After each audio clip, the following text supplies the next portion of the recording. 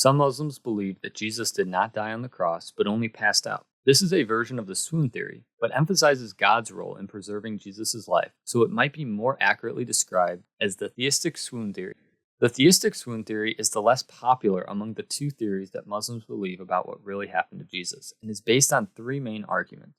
1. The Gospel accounts regarding Jesus' death contradict one another and are guilty of progression.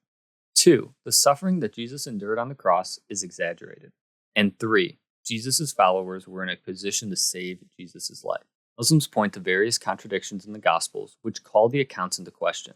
Let's look at just one such example. The earliest account of Jesus' life is the Gospel of Mark, which states that there was only one angel at Jesus' tomb. However, in the later Gospels, there seems to be two angels at the tomb. If the Gospels could not get basic information about Jesus' death straight, how can we trust anything they have to say? They clearly contradict one another and therefore should not be trusted. Christians point out that this argument is not adequate for a number of reasons. First, the evidence already given to prove that Jesus died did not rely solely on the Gospel accounts. They are just 4 of many historical documents that state that Jesus died on the cross. Second, the Gospels are in a lose-lose situation because if there is any discrepancy between the accounts, then people will say that they contradict and are not to be trusted. But if there are no discrepancies between them, then people will say that they colluded with each other and are not to be trusted. The Gospel accounts of Jesus' death and resurrection can actually be harmonized and share various details that fit together. Even if small discrepancies are present, this does not mean that the event described did not take place. For example, if one eyewitness of a car accident says that the blue car turned and hit the red car that was not moving, while another eyewitness says that the blue car turned and hit the red car while it was still moving, would anyone doubt that the blue car hit the red car? In the same way, the eyewitnesses to Jesus' death and resurrection all fully agree that Jesus died and then was seen alive 3 days later.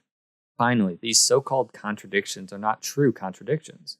For the example given, Mark did not say that only one angel was at the tomb, but rather that there was an angel. This opens up the possibility that there was more than one angel. Sharing different details is not a contradiction, so this argument does not seem to prove the Islamic version of the Swoon Theory. Muslims point out that Jesus did not suffer on the cross as much as Christians seem to think he did. For example, Jesus was only on the cross for about 6 hours. This is significantly shorter than most crucifixion victims, who would sometimes be on the cross for days. Even Pilate was surprised that Jesus was already dead. How can we be sure that Jesus was really dead if he was only on the cross for a few hours? Christians believe that this argument also fails for several reasons. First off, the Roman guards were trained killers who would not have made the mistake of allowing a crucifixion victim to survive. Secondly, crucifixion is a torturous method of execution that was proven effective since there is no record of anyone surviving a full Roman crucifixion. Third, victims of crucifixion died through asphyxiation, which means that they died due to lack of oxygen. Victims were put in a position where they were unable to breathe.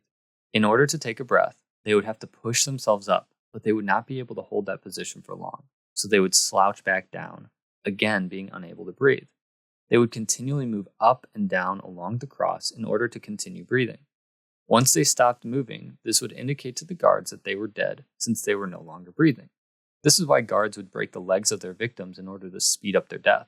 With their legs broken, they would no longer be able to push themselves up and they would die shortly after. When the guards came to Jesus, they did not need to break his legs because he already stopped moving and was therefore dead. Muslims also argue that maybe Jesus was saved by some of his followers. They point out that Pilate was hesitant to crucify Jesus because of his wife's dream. He likely had the guards take it easy on Jesus in order to keep him from dying. He might have even ordered the guards not to let Jesus die on the cross, which might be why they never broke Jesus' legs. In addition to Pilate, the centurion in charge of killing Jesus seemed to be a Christian when he said about Jesus, surely he was the Son of God. Why would someone who believed that Jesus was the Son of God kill him? He clearly chose to protect Jesus rather than kill him. Again, these arguments fail to convince Christians for a number of reasons. First, Pilate did not want to have Jesus killed, yet he still ordered his crucifixion. There is no proof that Pilate would have risked his job and his very life to help some random man simply because his wife warned him about a dream she had. Second, the centurion made this claim after Jesus died and because he witnessed the earthquake that followed Jesus' death. There is no indication that this man was a follower of Jesus prior to Jesus' death. It seems as though the three main arguments used to support the Islamic version of the Swoon Theory fail to convince non-Muslims. This leads us to consider the more popular Islamic theory on this issue, the substitution theory. We will explore this theory in the next video. If you want to learn more about Islam and support my channel, please consider checking out my book, A Visual Analysis of Islam. The link is in the description.